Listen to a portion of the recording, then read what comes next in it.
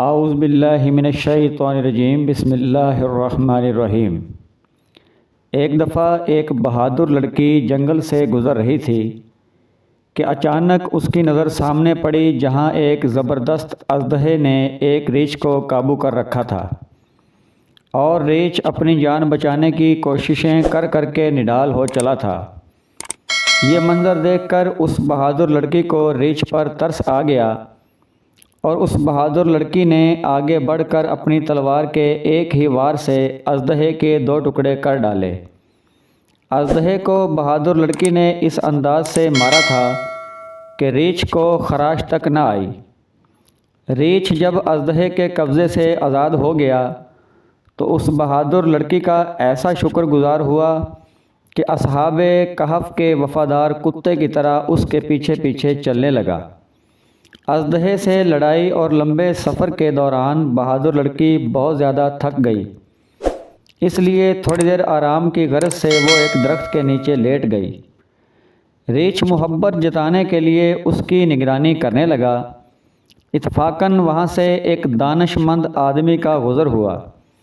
اس نے ریچھ اور بہادر لڑکی کا جب یہ حال دیکھا تو اس سے رہا نہ گیا۔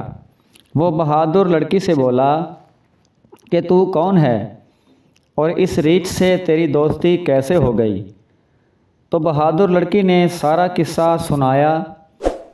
راہگیر نے مارے حیرت کے دانتوں تلے انگلی دبا لی اور بولا، لگتا ہے تو بہت ہی سادہ طبیعت انسان ہے، تجھے اتنا بھی معلوم نہیں کہ ایک ریچھ اور تیرے درمیان دوستی کیسے نبھ سکتی ہے۔ میری بات مان اور اس مصیبت سے جتنی جلدی پیچھا چھڑا سکتی ہے چھڑا لے۔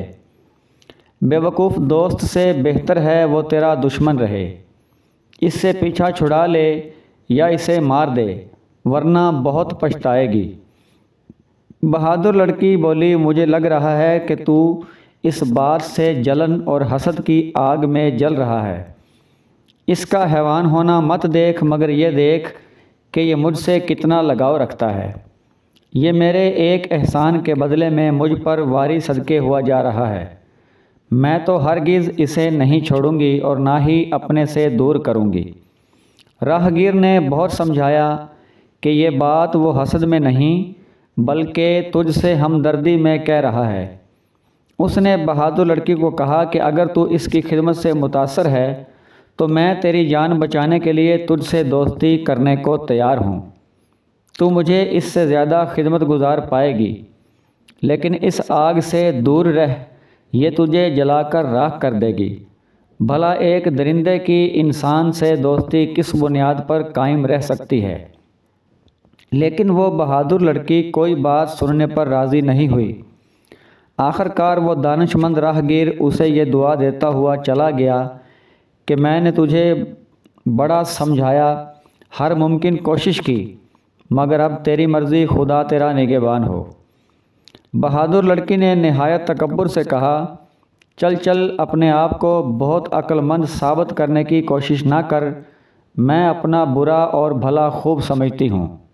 خواہ خواہ میرا خیر خواہ اور ہمدرد بننے کی کوشش نہ کر، تو میرے لیے اجنبی ہے اور اجنبی ہی رہ۔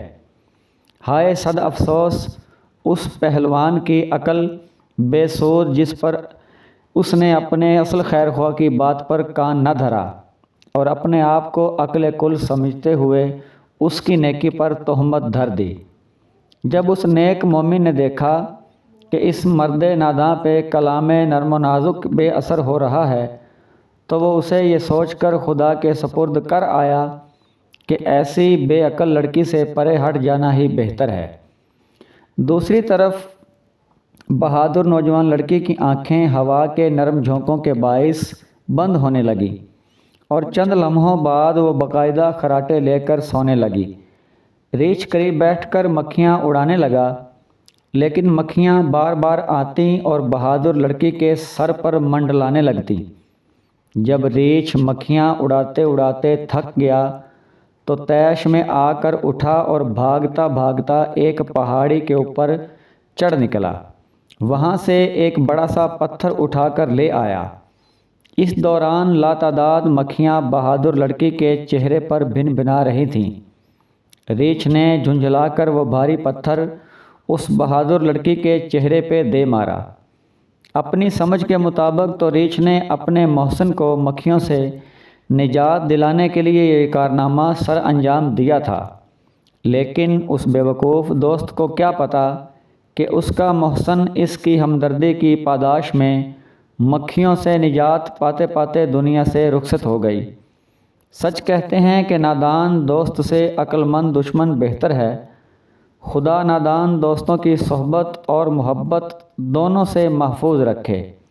ہماری نفسانی خواہشات بھی ہماری نادان دوست ہیں، ہمیں اچھے برے کا فرق بھلا دیتی ہیں۔